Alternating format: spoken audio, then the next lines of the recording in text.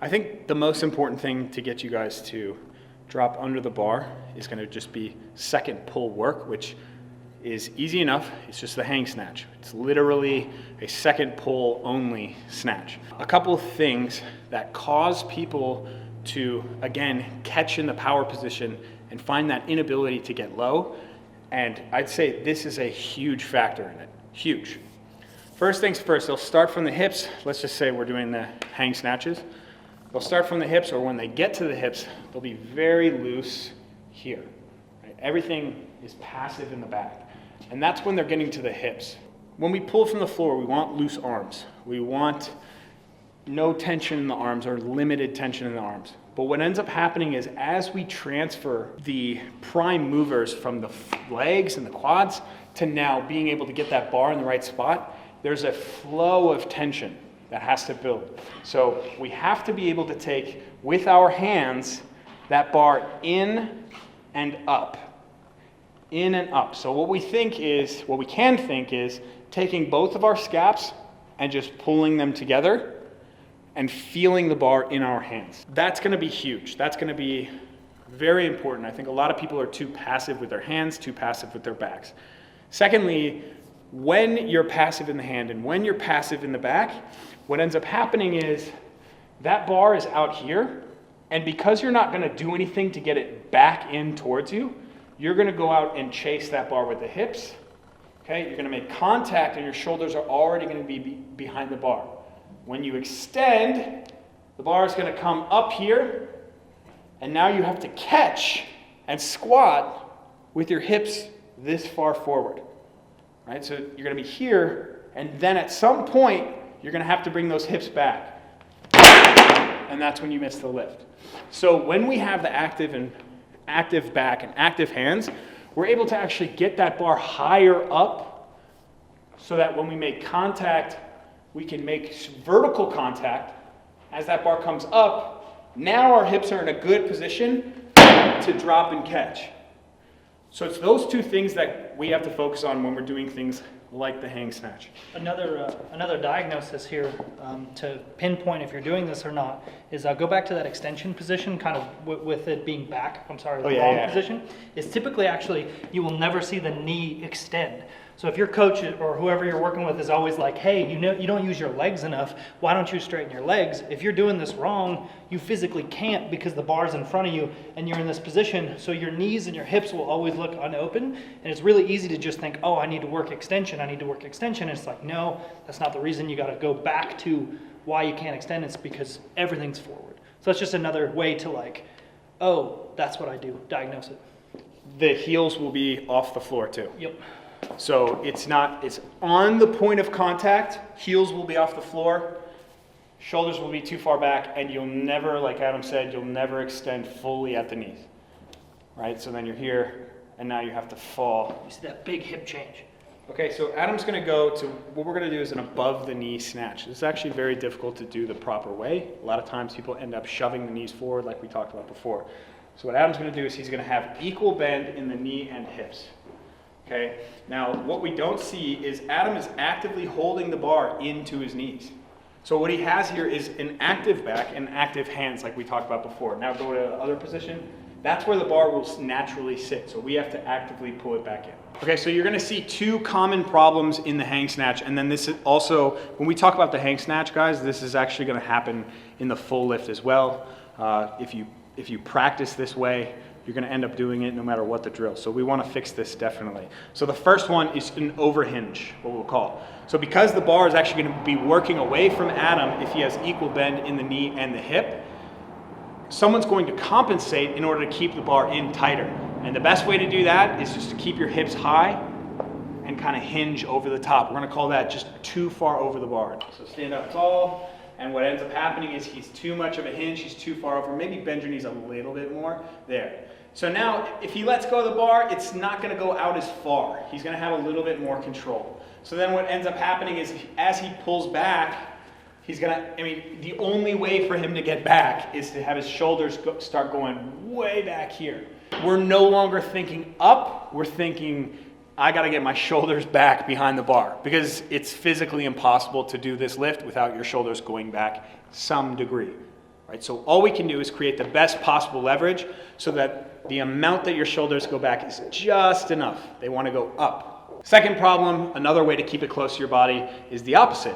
So you're going to keep your chest vertical, right? And then you're just going to shove the knees forward right here. Okay, now he can let his arms loose and that bar is directly on him, so he feels really safe and comfortable.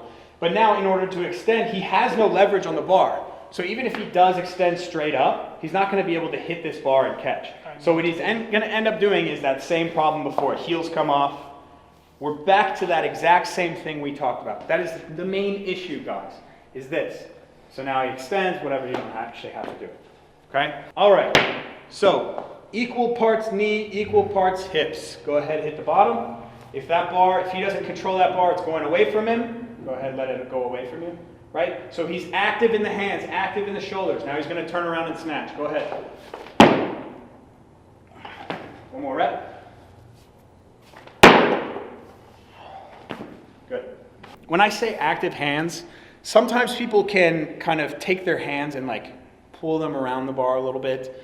Certain things, just feel the bar in your hands. If we start letting it loose and letting this wrist kind of be really passive, it's really hard now to make contact and then act on the bar at all. Most people just are not acting on the bar if it's here. It's hard to get our elbows high to if your wrists are cranked back like this. So when I say active hands, you can kind of think of literally actively gripping this bar. It won't create tension in the arm like everyone thinks, especially in the hook grip, right? We're in the hook. Actively hold that in your hand. So now as we make contact, we have leverage after contact. We can finish that pull. If you notice people who power snatch a lot more than they full snatch, I can guarantee you their wrists end up looking like this at contact. So the next thing we're going to do is we're going to work on the first pull as it kind of goes into the second pull, or the initiation of the entire lift as it goes into the explosive part of the lift. So Adam can set up really nicely here. He can set up exactly how he normally does. And if he starts to think, pull those knees back, get the weight back in the heels, and get it up to his hip, go ahead and just stop at the hip. He's too far over. That was problem number one. Do you guys remember that? The only way for Adam to finish this lift, if he was going to do the full lift, go ahead right back to there, he has to pull his shoulders back to that wall over there, which is no bueno. We want to pull our shoulders up vertically. If Adam sets up and he starts really opening his head, look up kind of towards the ceiling, like pull your head up to the ceiling, look forward normally. Yeah, so right here, I know that Adam's going to get his shoulders back too early, right? Just keep your shoulder, yeah. That's problem number two, right? It's the same exact situation. When we're in the hang and we start doing stuff like this, that's problem number two. We start doing stuff like this, it's problem number one, right? So as we pull from here, we want to find a way to stop at the knees and have equal part knee, equal part hip. That bar is going to float away from us if we don't keep it in tight. Okay? So all we're going to do is actually just pull and stop at the knee. Pull, stop at the knee. Now let that bar out. See? That's where it wants to be. Go back. That's where it's going to be every single time. Go down to the floor. Go ahead, another pull. Every single time he gets to that spot. Okay? Now what we're going to do is a full pull from the floor, and we're going to go to the proper position when we end at the power.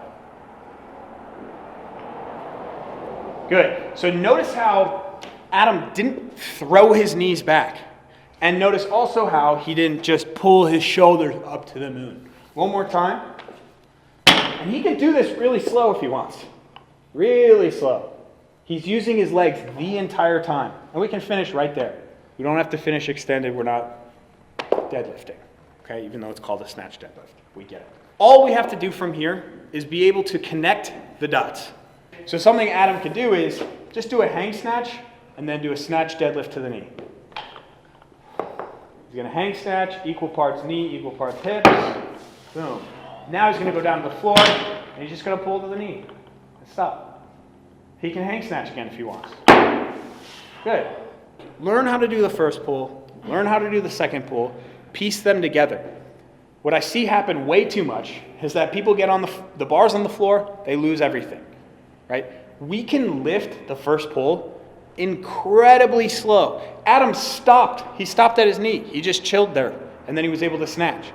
Right? We don't have to lose sight and lose control of the first pull and compensate our second pull. So set yourself up the right way. Adam can pause. He can also do what's called a tempo snatch. So he's just going to lift this bar with complete control at a crawl, at a snail's pace. And then he can snatch when he gets to the knees. It doesn't matter. I can tell him to snatch when he gets to midway through. He has complete and utter control over the barbell, and that is what's going to help you get underneath the bar instead of power snatching more than you full snatch. Adam White here with 40 kilos, steps up to the bar, hands on bar, feet on bar. Didn't get tight, didn't look forward. As you can see here, his hips went behind the bar. Yeah, and that's why he ended up missing the bar here. Really solid attempt, but he didn't get tight before he lifted.